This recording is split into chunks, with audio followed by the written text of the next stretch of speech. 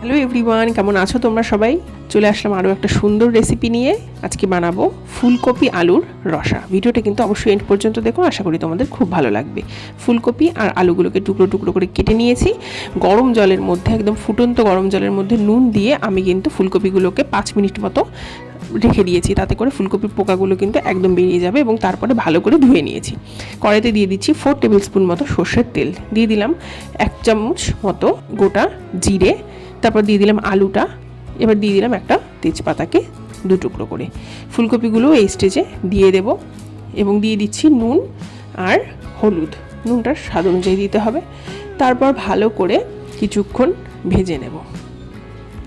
ভালো করে হলুদের সাথে নুনের সাথে মিক্সিং করে নেব এবং কভার করে দেব 5 মিনিটের জন্য লো ফ্লেম করে দিয়ে।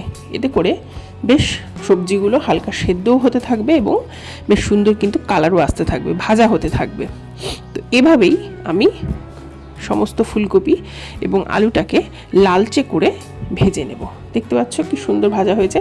এই স্টেজে আমি দিয়ে দেব মটরশুঁটি। তো মটরশুঁটি এই সিজন চলছে, খেতে ভালো লাগে, ওই জন্য দিয়ে দিলাম। এবার একটা মশলা তৈরি করে নেব। নিয়ে নিচ্ছি নুন, গরম মশলা 1 চামচ, জিরে গুঁড়ো 1 চামচ, ধনে গুঁড়ো 1 চামচ, হলুদ গুঁড়ো 1 চামচ, লাল লঙ্কার গুঁড়ো 1 চামচ দিয়ে জল দিয়ে একটা পেস্ট মতো করে নেব। এবং তার সঙ্গে আমি নিয়েছি একটা টুকরো করে কেটে নেওয়া বা স্লাইস করে নেওয়া গোটা টমেটো। এবং এই টমেটোর মধ্যে মশলাটা দিয়ে মিক্সিং করে আমি দিয়ে দিলাম রান্নায়। দেখতে পাচ্ছ টমেটো এবং মশলাটা দিয়ে দিয়েছি। 5 মিনিট মতো রান্না করে নেব, অর্থাৎ মশলাটাকে ভালো করে কষিয়ে নেব। তো এবং সামান্য জল অ্যাড করে নিতে পারো তোমরা, যদি খুব ড্রাই হয়ে গিয়ে থাকে তো সেক্ষেত্রেও কোনো সমস্যা নেই। আমার এখানে মশলাটা যেহেতু জলের সাথে গুলেছিলাম, সেখানে জল আমার আলাদা করে অ্যাড করা লাগেনি। তো এবার আমি কভার করে দিচ্ছি 5 মিনিটের জন্য। তো দেখতে পাচ্ছ খুব সুন্দরভাবে কিন্তু মশলাটা কিন্তু কষা হয়ে গেছে। আর যেহেতু টমেটো আর শুকনো মশলার পেস্ট, তো এই মশলা কষা হতে বেশিক্ষণ সময় লাগে না। 1 কাপ জল দিয়ে দিলাম। জল কিন্তু একদমই বেশি দেব না, কারণ এটা রসা হবে, ড্রাই হবে। তো সেক্ষেত্রে আমি 1 কাপের বেশি কিন্তু জল দিইনি। 10 মিনিটের জন্য একদম লো টু মিডিয়াম ফ্লেম করে দিয়ে বা লো ফ্লেম করে দিয়ে কভার করে দেবো।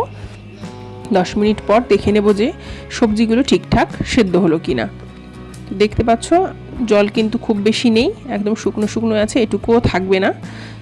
তো আলুগুলো সুন্দর সেদ্ধ হয়ে গেছে, আর কফি তো সেদ্ধ হয়েই যায়।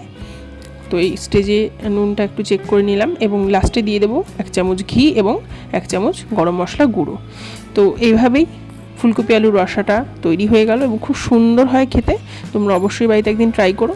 আর ভিডিওটা ভালো লাগলে ভিডিওটা অবশ্যই লাইক করো। আর এরকমই ভালো ভালো রেসিপি পাওয়ার জন্য তোমরা কিন্তু আমার চ্যানেলটা অবশ্যই সাবস্ক্রাইব করে নিও। আর ব্যাস আজকের মতো এখানেই শেষ করব। দেখো কি সুন্দরভাবে আমি প্লেটে বেড়ে নিয়েছি, কত ভালো লাগছে। গার্নিশিংয়ের জন্য একটা ধনেপাতা দিয়েছি। তোমরা চাইলে রান্নাতেও ধনেপাতা ইউজ করতে পারো, সেক্ষেত্রে স্বাদটা একটু অন্যরকম লাগবে। তো ব্যাস আজকের মতো এখানেই শেষ করছি। চলে আসবো পরের দিন সুন্দর একটা রেসিপি নিয়ে। ব্যাস আজকের মতো এখানেই, টাটা।